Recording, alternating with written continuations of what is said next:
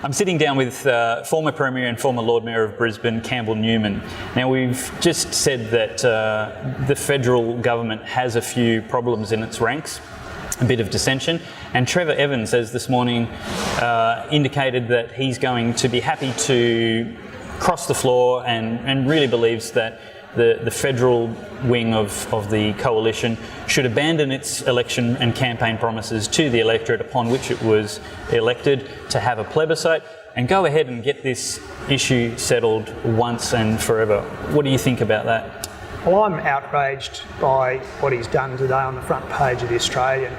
And I'm outraged, even though I support gay marriage, it's a long-standing public position I've taken. But having said that, he's betraying the LNP party members, the rank and file. He's betraying the supporters that also listened and supported a commitment going to the election.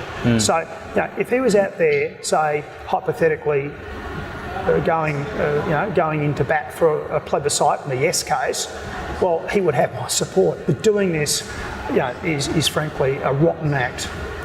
Because people were promised something, they have to deliver. Just because it doesn't suit him personally or doesn't suit what he thinks is the politics of the time. So what these guys, it doesn't cut any ice with me. What these guys don't understand is that they have lost people on the right flank. The reason they're down to 33% primary in Queensland is not because, they're not, dealing with gay marriage and things like that.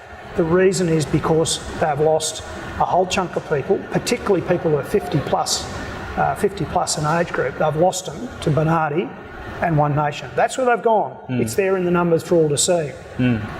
So, by coming out and doing this, he's actually hurting the LNP.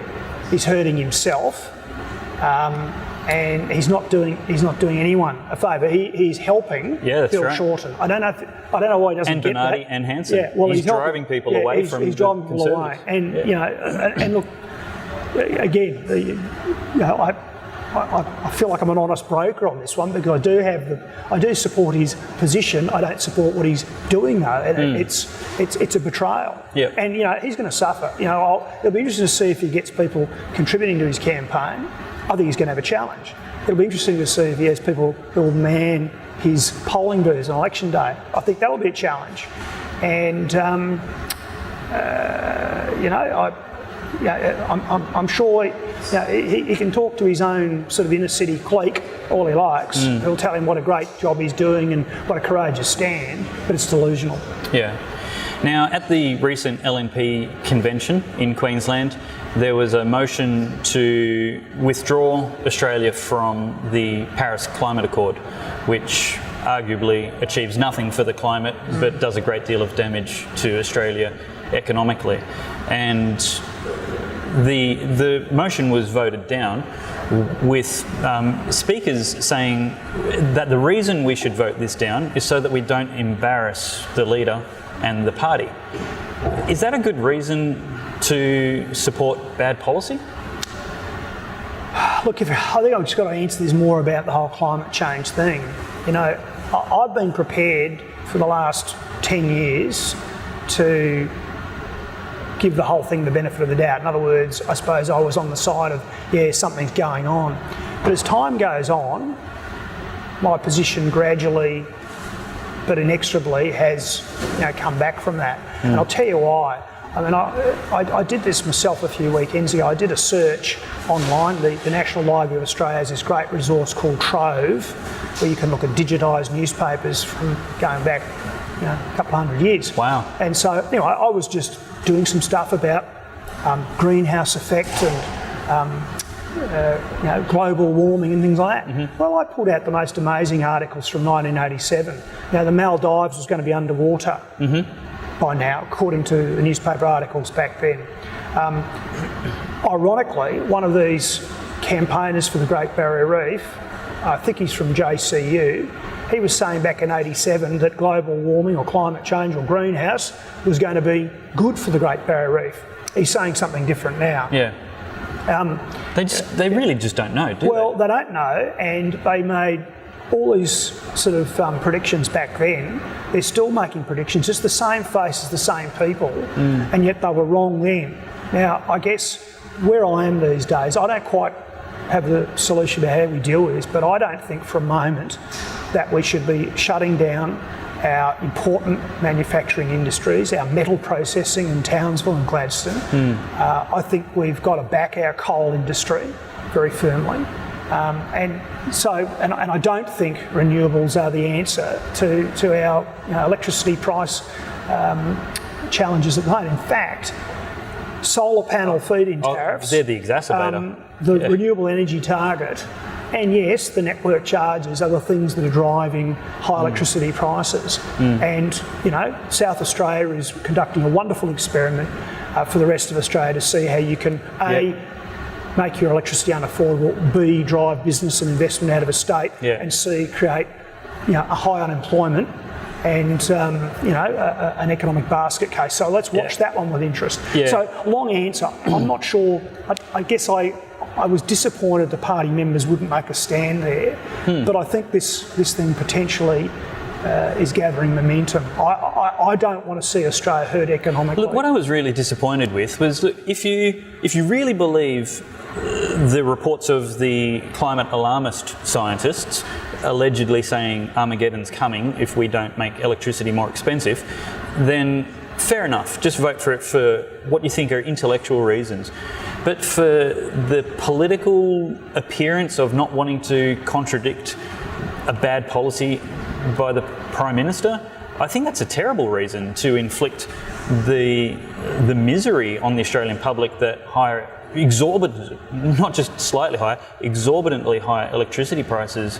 And I think it speaks to what we were talking about before, about convictionless politics, where they're doing this politically correct policy instead of actually doing what's right and what's good for the future of the electorate. Well, I was surprised by that result.